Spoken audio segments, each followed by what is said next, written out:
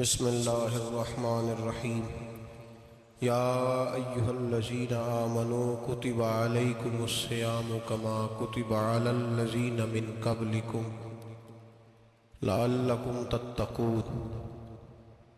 قال النبی صلی اللہ علیہ وسلم لکل شیء زکاۃ وزکاۃ الجسد الصوم، او کما قال صلی اللہ علیہ وسلم صدق اللہ العظیم وصدق رسولہ النبی الکریم۔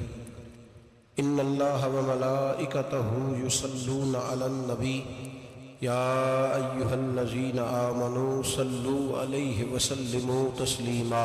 اللہم صل علی سیدنا ومولانا محمد معدن الجود والکرم وآلہ وصحبہ وبارک وسلم۔ حمد و صلاۃ کے بعد قرآن مجید سورہ بقرہ، اللہ تبارک و تعالیٰ نے ارشاد فرمایا یا ایھا الذین آمنوا کتب علیکم الصیام، اے ایمان والو تم پر روزے فرض کیے گئے، کما کتب علی الذین من قبلکم، اسی طرح جس طرح تم سے پہلے لوگوں پر فرض کیے گئے تھے، لعلکم تتقون، تاکہ تم پرہیزگار ہو جاؤ، متقی ہو جاؤ، اللہ سے ڈرنے والے بن جاؤ، گناہوں سے بچنے والے بن جاؤ، اپنی زندگی کو رب رسول کے احکامات کی روشنی میں گزارنے والے بن جاؤ۔ روزہ ایک پریکٹس ہے، ایک مجاہدہ ہے، ایک جد و جہد ہے۔ جد و جہد کس چیز کی؟ اللہ کی رضا کے مطابق اپنے آپ کو ڈھالنے کی جد و جہد۔ صوم کا لغوی معنی ہوتا ہے رک جانا، حلال رزق سامنے پڑا ہے، حلال مشروب سامنے پڑا ہے، حلال رشتہ بیوی کا موجود ہے، لیکن ان سب چیزوں سے حالت روزہ میں رکنا، اللہ کی رضا کے لیے رکنا، اس کا نام روزہ ہے۔ صوم کا معنی رکنے کے ہیں، پرہیز کرنے کے ہیں، بچنے کے ہیں۔ ہر چیز موجود ہے لیکن اللہ کا حکم نہیں ہے تو لہٰذا کھا نہیں سکتے۔ تو رب فرماتے جب جائز چیزیں تو میری مرضی کے بغیر میرے حکم کے نہیں کھا سکتا، تو نے رکنا ہے تو حرام کیسے کھا لیتا ہے؟ جب جائز چیز کے لیے تجھے حکم ہے، میں کہوں تو کھائے گا، میں کہوں تو نہیں کھائے گا، میں نے حکم دے دیا جائز ہے، روٹی ہے، کھانا ہے، گوشت ہے، تیری فریج میں پڑا سارا کچھ، تو با اختیار ہے، منہ میں دانت بھی ہیں، ہضم کرنے کو ہاضمہ بھی ہے، بھوک کی شدت بھی ہے، پر میری اجازت کے بغیر تو کھا سکتا؟ روزہ رکھ لیا، تجھے حکم نہیں کہ تو کھائے، جب جائز چیز میری مرضی کے بغیر نہیں کھا سکتا تو ناجائز کیسے کھائے گا؟ میرے نبی پاک علیہ السلام نے اپنے خوبصورت الفاظ کے اندر اس مفہوم کو بیان فرمایا۔ محبوب پاک صلی اللہ علیہ وسلم فرماتے جس نے جھوٹ نہیں چھوڑا، غیبت نہیں چھوڑی، برائی نہیں چھوڑی، اللہ کو اس کے بھوکے پیاسے رہنے کی کوئی ضرورت نہیں۔ وہ کاہے کا رکا ہے؟ جب کوئی کام تو اس نے اللہ کی رضا والا کیا نہیں۔ روزہ رکھ کے دغا کر رہا ہے، روزہ رکھ کے جھوٹ بول رہا ہے، روزہ رکھ کے کم ماپ رہا ہے، تول رہا ہے، دھوکہ دے رہا ہے، رشوت لے رہا ہے، فراڈ کر رہا ہے، حرام کا مال اکٹھا کر کے کہتا ہے اس میں سے چلو 10 دیگیں بھی پکا دیں گے۔ وہ بھائی جو کام اللہ نے تجھے کرنے کو حکم دیا تھا، جب تو وہ بجا ہی نہیں لا رہا، مقصد روزہ ہی تو حاصل، لعلکم تتقون۔ روزے کا مقصد یہ ہے کہ تو پرہیزگار ہو جائے۔ میرے نبی پاک علیہ السلام کی بارگاہ عالی مرتبت میں 2 عورتیں آئیں، یہ چیزیں کھا لو، کہنے لگی محبوبہ ہم نے روزہ رکھا ہوا ہے۔ فرمایا نہیں، تمہارا تو روزہ نہیں ہے، حضور رکھا ہوا ہے روزہ، سحری سے لے کر اب تک کچھ نہیں کھایا، شام تک بھی نہیں کھائیں گی۔ محبوب نے فرمایا ذرا کہہ تو کرو، الٹی تو کرو۔ کہہ کی تو ان کے حلق سے خون بھی نکلا اور گوشت کے لوتھڑے بھی نکلے، پھوٹیاں بھی نکلی۔ نبی پاک نے فرمایا وہاں بیٹھ کے تم نے اپنے جاننے والوں کی غیبت نہیں کی، چغلی نہیں کھائی؟ خاموش ہو گئیں، گردنیں جھک گئیں۔ نبی پاک نے فرمایا تم نے قرآن نہیں پڑھا کہ جو اپنے بھائی کی غیبت کرتا ہے وہ مردہ بھائی کا گوشت کھاتا ہے؟ تو گوشت کھا کے بھی تمہارا روزہ رہ گیا ہے۔ کس طرح کا روزہ ہے کہ صاحب روزہ رکھ کے نہ رکھنے والوں پہ تنقید کر رہے ہیں، تراویحاں پڑھ کے نکلے ہیں تو کہتے ہیں میں اکیلا ہی نیک ہوں، باقی تو محلے میں کوئی پڑھتا ہی نہیں۔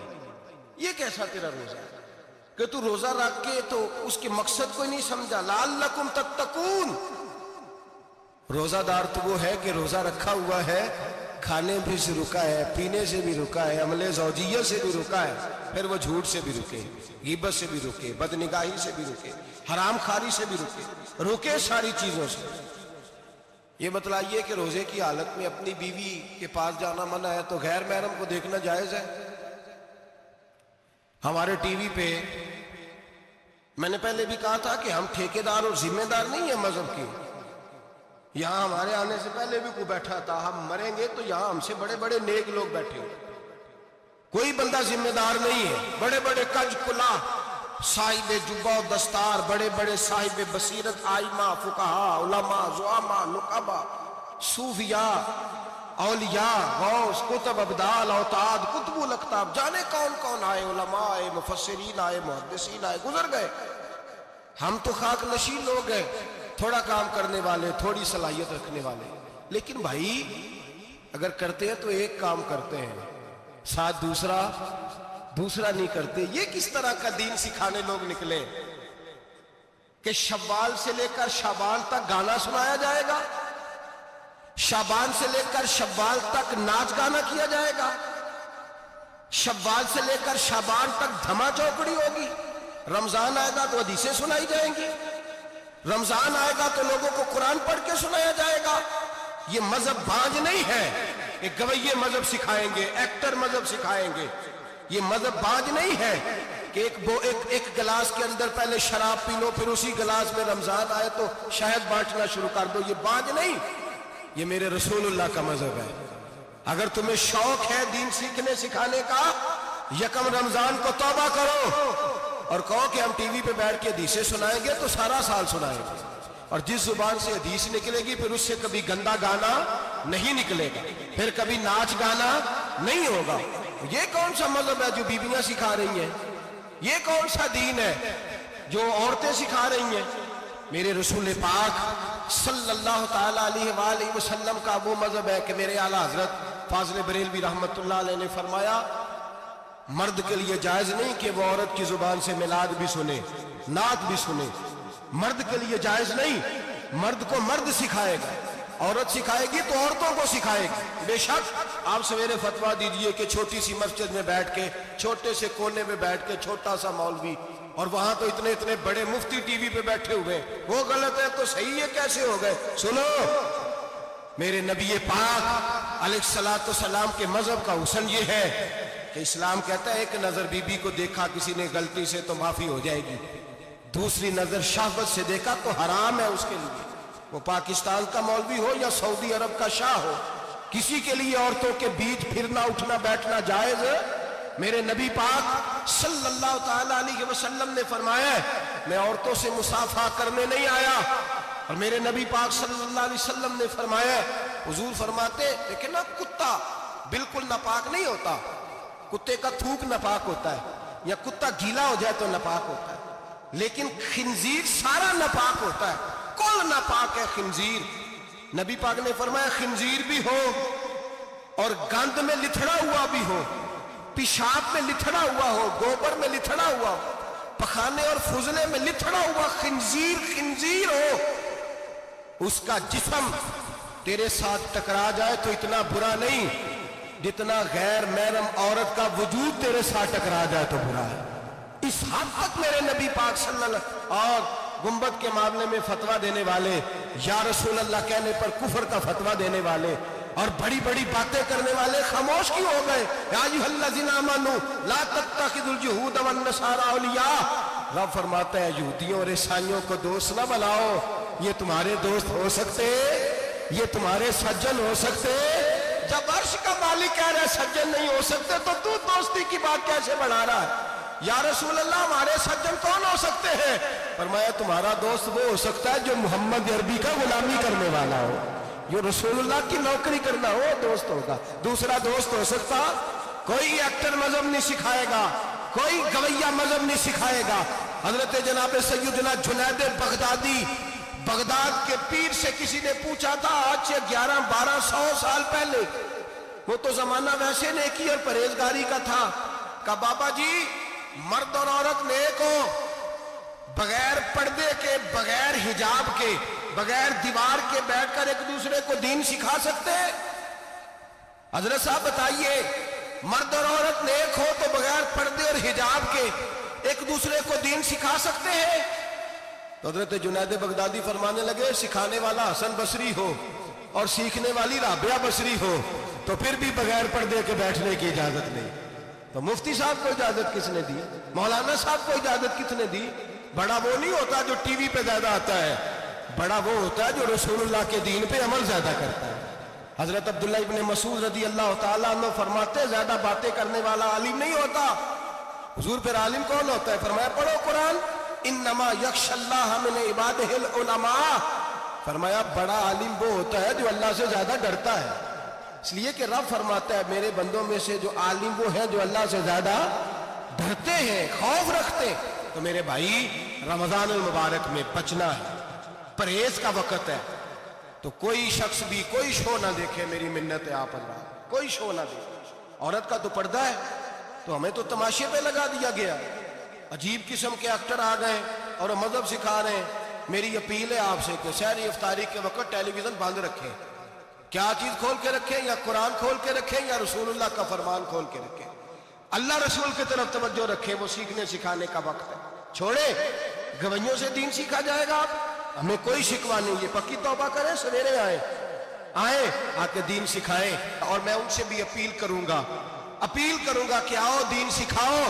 हजरत फुजैल बिन अय्यास फरमाते, मैं डाकू था, कभी कभी छुप छुपा के जुमा पढ़ा करता था, फिर मैंने तौबा की तो सच्ची तौबा की, फिर मैंने तौबा की तो रब को राजी करने वाली तौबा की, फिर मैंने तौबा की तो छोड़ी हर शय, गरीबों का लूटा हुआ माल वापस किया, जिसके पैसे न दे सका उसके घर में जाके उसकी भैंसों को चारा डाला, उसके ऊंटों की खिदमत की, मैंने कर्जे चुकाए। फरमाया मैं सच्ची तौबा करके मस्जिद आया, जिस खतीब के पीछे मैं जुमा पढ़ा करता था वो मेरे हाथ पे बैठ करके मुरीद हो गया। अल्लाह तबारक व तआला ने अपने बंदों के दिल मेरी तरफ फेर दिए। फिर तुम्हें उसमें इनाम देने की जरूरत नहीं पड़ेगी, फिर तुम कुटिया नशीन बन के भी दीन फैलाओगे तो अल्लाह उसमें तासीर पैदा फरमा देगा। तो रोजे का माना रुकना है। रोजे का माना बोलिए, रोजे का माना रुकना। किससे? झूठ से, गीबत से, बदी से, बदनिगाही, खाने पीने। रोजा किस पे फर्ज है? अमीरों पे कि गरीबों पे?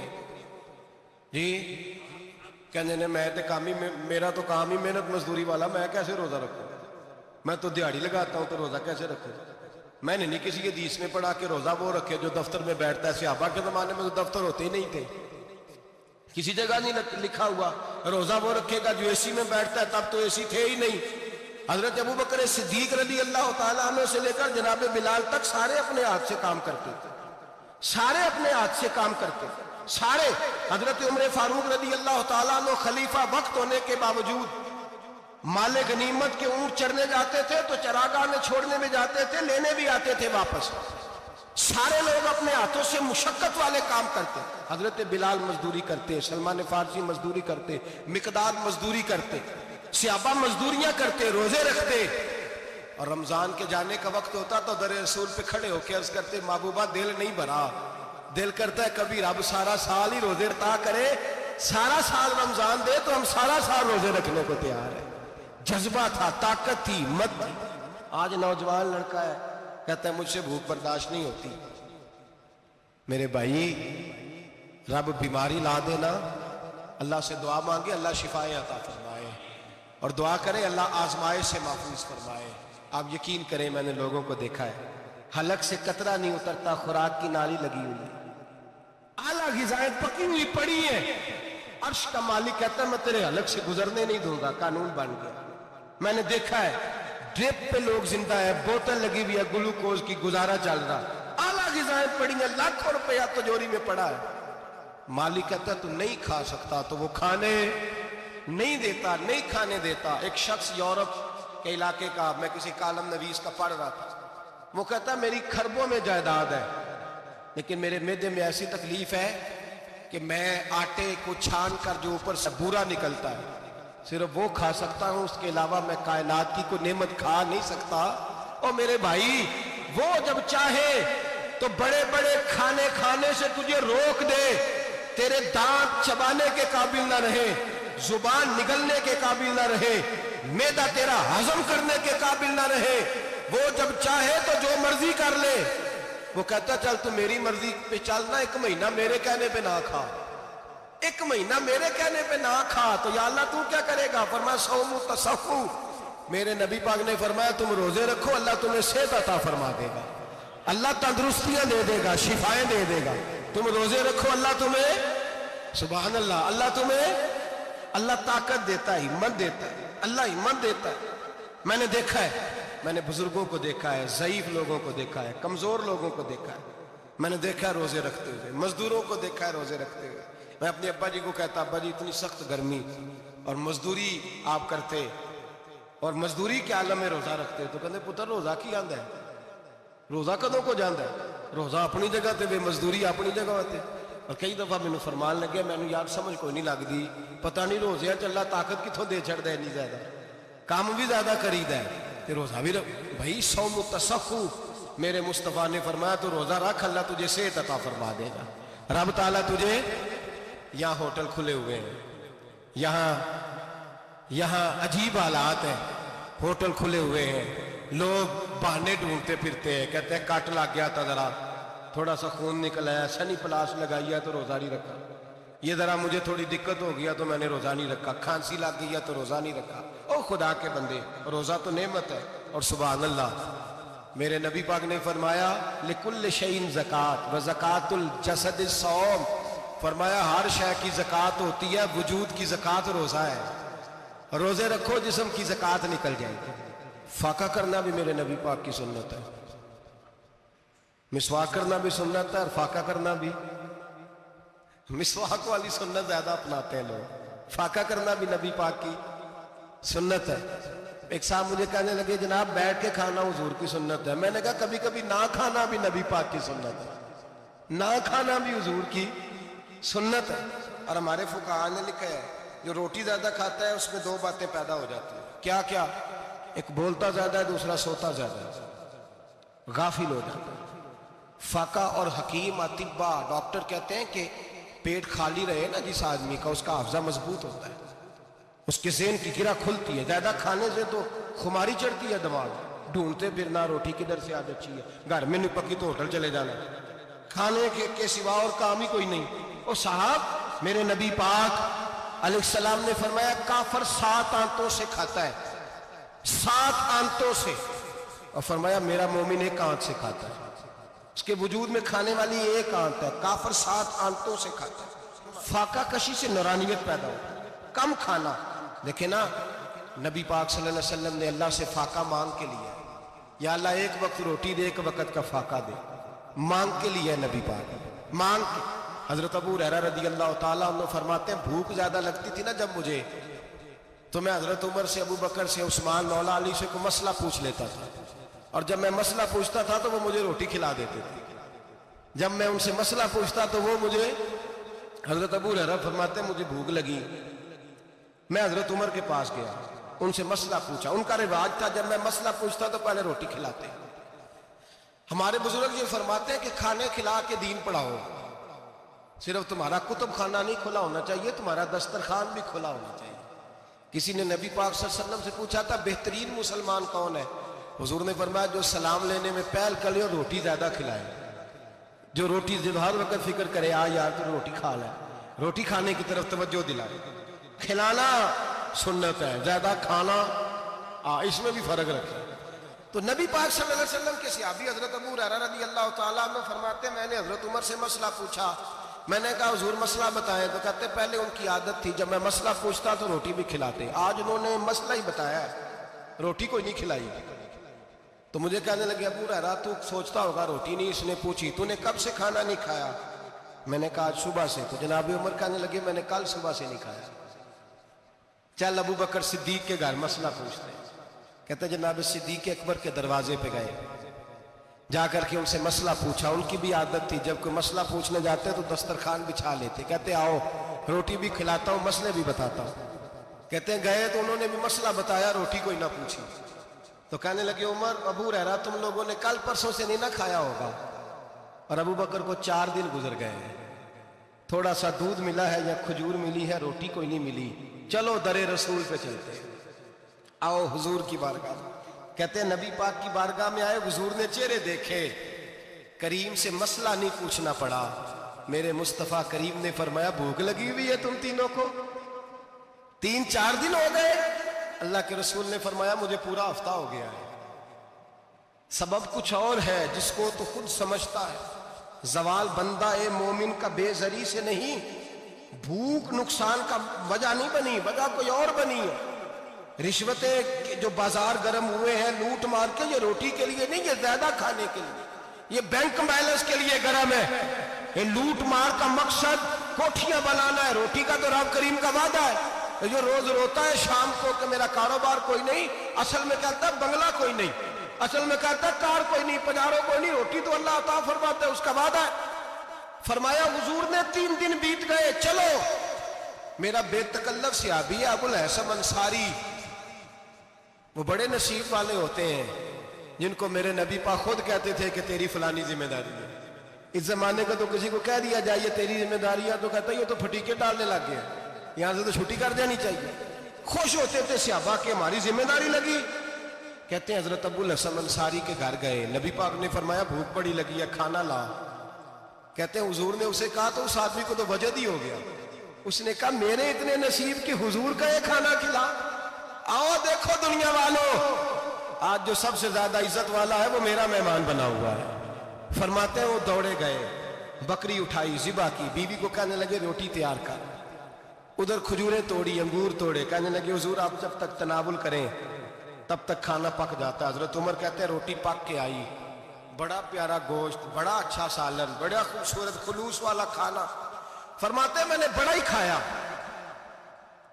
نبی پاک نے نہ ایک روٹی لی اور چھوٹی چپاتی، تھوڑا تھوڑا سالن کونوں سے، اور جب نبی پاک نے کھا لیا تو حضور کی آنکھوں میں آنسو آئے۔ حضرت عمر کہنے لگے حضور روئے کیوں؟ نبی پاک نے فرمایا سوچتا ہوں 7 دن کے فاقے کے بعد کھایا ہے، پر ڈرتا ہوں رب اس کا حساب پوچھے گا تو جواب کیسے دینا ہے، اس کا حساب بھی تو دینا ہے نا جو کھایا ہے۔ تو حضرت عمر فاروق کے ہاتھ میں کچھ چیز تھی، زور سے زمین پہ ماری، کہا محبوبہ 7 دن کے بعد بھی روٹی کھائے تو حساب دینا ہے۔ نبی پاک فرمانے لگے عمر وہ مالک ہے نا، تو جب دیتا ہے تو حساب نہیں لے سکتا، حساب تو دینا ہے، حساب تو دینا ہے، تیاری رکھو۔ صحابہ کرام فرماتے ہم نے ارادہ کیا کہ آج کے بعد ہم پھر فاقے کریں گے، کم کھائیں گے، اس لیے کہ حساب دینا ہے۔ میرے بھائی وہ فاقہ کشی کرتے تھے، ڈرتے تھے۔ یہاں تو لوگ کھا کے بیمار ہیں، کھاتے جا رہے ہیں، سوتے جا رہے ہیں، کھاتے جا رہے ہیں، سوتے جا رہے ہیں۔ یہ بھی وقت آئے گا رمضان شریف کا، سویرے درس پہ آؤ کہتے نیند بڑی آتی ہے، سویرے 2 سپارے پڑھ کے سویا کرو کہتے شام نیند بڑی آتی ہے، فجر کے بعد ہی تو وقت ہوتا ہے اللہ اللہ کرنے کا، سحری کا، کھاتے جا رہے ہیں، سوتے۔ لوگ جماعت سے نماز نہیں پڑھتے، سو جاتے، جماعت کا ثواب چھوڑ کے سو جائیں گے۔ بھائی رمضان مبارک میں فاقہ کشی کی ٹریننگ ہوتی ہے، فاقہ کشی کی تربیت لے، رمضان میں روکے اپنے آپ کو، تربیت ہوگی۔ اور ہمارے صوفیاء فرماتے ہیں جو زیادہ کھاتا ہے اس کا نفس اس کو زیادہ پہ مائل کرتا ہے، خواہشات نفس پیدا ہوتی ہیں۔ میرے نبی پاک علیہ السلام نے جوانوں کو حکم دیا ہے یا معاشر الشباب، او جوانوں، یا رسول اللہ کیا حکم ہے؟ فرمایا یا نکاح کر لو اگر طاقت ہے، نہیں طاقت تو روزے رکھو۔ حضور روزے سے کیا ہوگا؟ فرمایا تمہارا نفس کچلا جائے گا، شیطان وسوسہ اندوزی نہیں کرے گا۔ آج نوجوان بڑھ بڑھ کے کھاتا ہے، بہت زیادہ کھاتا ہے، کبھی اس ہوٹل سے کھاتا ہے، کبھی اس ہوٹل سے کھاتا ہے۔ اتنا زیادہ کھائیں گے تو نفسانی قوتیں اچھل کر کے آئیں گے، مشکل ہو جائے۔ شادیاں دیر سے ہوتی ہیں، ماں باپ آنکھیں بند کر کے بیٹھے ہوئے ہیں۔ اگر ماں باپ کی ذمہ داری ہو اور ماں باپ نکاح نہ کرے تو نبی پاک نے فرمایا بچے گناہ کریں گے تو جتنا گناہ بچے کو اتنا باپ کو بھی ہوگا۔ تو ماں باپ چپ ہیں، دوسرا شادی مشکل بڑی ہے، مہنگی بڑی، اور تیسرا نہیں کر رہے، کچھ لوگ تو روزے بھی نہیں رکھ رہے۔ تو رمضان ان کے لیے بھی وقت ہے، نفسانی قوتیں کچلی جائیں گی، کھانا جتنا کم کھایا جائے گا اتنا وجود کے اندر نفسانی خواہشات کم پیدا ہوں۔ تو رمضان تو پریکٹس ہے مجاہدے کی، دین کی۔ اور دوسرا میرے حبیب پاک صلی اللہ علیہ وسلم نے فرمایا ہے، حضور فرماتے ہیں کہ رمضان اور قرآن کا آپس میں رشتہ ہے۔ قرآن پاک کتنا پڑھنا چاہیے روزانہ؟ زیادہ سے اللہ جزا دے، امید ہے آپ زیادہ سے زیادہ ہی پڑھتے ہوں گے۔ بھائی سنیں، حدیث مبارکہ میں نبی پاک نے فرمایا رمضان اور قرآن دونوں مل کے نا، بڑی پیاری حدیث ہے، فرمایا دونوں مل کے اللہ کی بارگاہ میں میری امت کی سفارش کریں گے، رمضان اور اللہ اکبر۔ کس طرح؟ نبی پاک فرماتے ہیں رمضان کہے گا اے اللہ دن کے وقت میں نے اسے تیری رضا کے لیے کھانے پینے سے باز رکھا، اور قرآن کہے گا یا اللہ رات کو تیری رضا کے لیے کھڑا ہو کے یہ قرآن سنتا ہے۔ رمضان اور قرآن دونوں سفارش کریں گے۔ ہم نا بڑا کچھ پڑھتے ہیں، سنتے ہیں، سیکھتے ہیں، اب یقین کریں یہ کھاتے بھائی کا بھائی سے اختلاف ہو جانا تو وہ 30 سال پرانے کھاتے کھول کے لے آتا ہے، ساری رات ڈھونڈتا ہے کہ میرے پیسے کہاں سے نکلتے ہیں، پڑھ لیتا ہے۔ قرآن پاک کی باری آتی ہے تو نہیں پڑھتے قرآن پاک۔ ابا جی کا ختم ہوتا ہے تو مانگتے پھرتے ہیں، کہتے ہیں 2 قرآن پاک 10 قرآن پاک۔ یہ باتیں بتانی نہیں چاہیے، کرنی نہیں چاہیے، لیکن چونکہ تربیت کے لیے بیٹھا ہوں تو کر دیتا ہوں۔ میرے شاگردوں سے پوچھیں، یہاں مدرسہ ہے الحمدللہ، درجنوں طلباء ہیں، اساتذہ ہیں، میرے پیر بھائی ہیں، اور میرا یہ دعویٰ ہے کہ شاید کو کسی سے اتنا پیار کرتا ہو جتنے میرے شاگرد اور مرید مجھ سے کرتے ہیں، لیکن میں نے کبھی کسی سے نہیں کہا کہ ذرا سورۃ فاتحہ پڑھ کے دینا، میں نے اپنے ابا جی کو ثواب دینا ہے۔ پوچھنے کسی سے نہیں کبھی کہا، کبھی نہیں میں نے کہا کہ ذرا مجھے تھوڑا سا قرآن پڑھ دے۔ میں اس کو ناجائز نہیں کہتا، پڑھوانا چاہیے، لیکن میں اپنے والدین کے لیے کبھی سوال نہیں کرتا کہ مجھے ذرا پڑھ کے دو، میں نے بخشنا ہے، اس لیے کہ میں نے ذاتی طور پہ روٹین بنائی ہے۔ میں سمجھتا ہوں کہ کائنات کے اندر میرے اوپر جن لوگوں نے احسان کیے ان میں سب سے زیادہ حصہ میرے ماں باپ کا ہے۔ میں سمجھتا ہوں اس بات، کتنا نالائق ہوں میں کہ میں 1 مہینے میں ایک قرآن پاک بھی پڑھ کے ان کی روح کو احسال نہیں کر سکتا۔ میرا یہ طریقہ ہے ذاتی، میں قدغن نہیں لگاتا، میرا ذاتی طریقہ یہ، الحمد سے شروع کرو اور 2 سورتیں چھوڑ کے قرآن پاک ختم کر دو آخری، اور پھر فلق اور ناس صورتیں ساتھ لے جاؤ۔ یہاں بیٹھ کے سالے ثواب نہیں کرنا، ختم نہیں دلانا، ساتھ لے جاؤ، قبر پہ کھڑے ہو جاؤ اور فلق اور ناس صورتیں قبر پہ بیٹھ کے تلاوت کرو، اور جو قرآن مجید پڑھا ہے ان کی روح کو وہاں احسال کرو۔ او بھائی، اولاد جب ماں باپ کے لیے پڑھتی ہے تو اسے کہنا نہیں پڑتا اللہ بخش دے، اس لیے کہ اولاد کی نیکیاں خود بخود ماں باپ کے کھاتے میں جمع ہوتی ہیں، خود نیکیاں جمع ہوتی ہیں۔ میرے بھائی تو بچوں سے یہ تو مطالبہ کرتا ہے کہ بیٹا اس سال رمضان المبارک میں میرے لیے ستو ضرور بنانا، فلانی چٹنی ضرور تیار کرنا، یہ کیوں نہیں کہتا بیوی سے کہ ڈشیں کم بنانا، تو بھی بیٹھ کے قرآن پاک پڑھ، میں بھی قرآن پاک پڑھتا ہوں۔ ادھر آؤ بیٹا یہاں بیٹھ کے تلاوت کرو، میں بھی کرتا ہوں۔ بیٹی ادھر آؤ بیٹھ کے قرآن پاک پڑھو، کتنا وقت لگتا ہے؟ حافظ اور قاری اور علماء اگر پڑھے تو 20-25 منٹ لگتے ہیں قرآن پاک کا سپارہ پڑھنے، اور اٹک اٹک کے پڑھنے والا بھی پڑھے تو 1 گھنٹہ لگ جائے گا۔ اور میرے نبی پاک صلی اللہ علیہ وسلم نے فرمایا جو قرآن پڑھتے ہوئے اٹکتا ہے اللہ اسے ڈبل ثواب عطا فرماتا ہے۔ فرمایا جو زبانی پڑھے سنگل ثواب، جو دیکھ کے پڑھے اسے ڈبل ثواب۔ حضور کیوں؟ فرمایا اس لیے کہ میرا قرآن دیکھنے پہ بھی اللہ ثواب عطا فرماتا ہے، قرآن دیکھنے پہ بھی اللہ ثواب دیتا ہے، دیکھنے کا بھی ثواب۔ رمضان شریف میں قرآن پاک پڑھے، کھول کے پڑھے۔ اور میرے بھائی اگر تیرا بچہ پڑھے، اگر تیری بیٹی پڑھے، کائنات کا خوش نصیب باپ وہ ہے کہ بیٹا قرآن پڑھے، چاہے ناظرہ ہی پڑھے، جس کی بیٹی پڑھے۔ زندگی میں انہیں اس کام پہ لگا جاؤ، مرنے کے بعد بھی پڑھیں گے۔ امام جلال الدین سیوطی شافعی رحمت اللہ علیہ فرماتے حضرت عیسیٰ قبر کے پاس سے گزرے، قبر پہ عذاب ہو رہا تھا، اللہ کا غضب برس رہا تھا، جناب عیسیٰ استغفار پڑھتے ڈرتے گزر گئے۔ تھوڑی دیر کے بعد، چند گھنٹوں کے بعد گزرے تو اسی قبر پہ پھول کھلے ہوئے تھے، رحمت برس رہی تھی۔ حضرت عیسیٰ علیہ السلام عرض کرنے لگے مولا تو بے نیاز ہے، میری طاقت نہیں تیرے کاموں میں بولنے کی، پر ابھی تو یہاں عذاب ہو رہا تھا، ابھی رحمت برس رہی ہے۔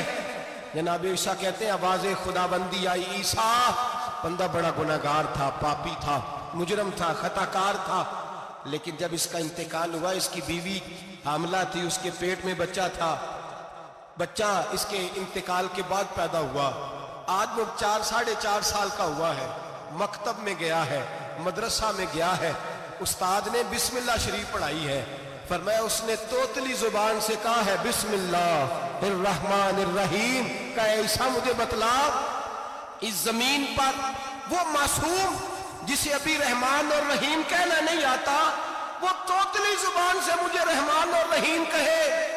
اور میں اسی زمین پہ اس کے باپ کو عذاب دوں؟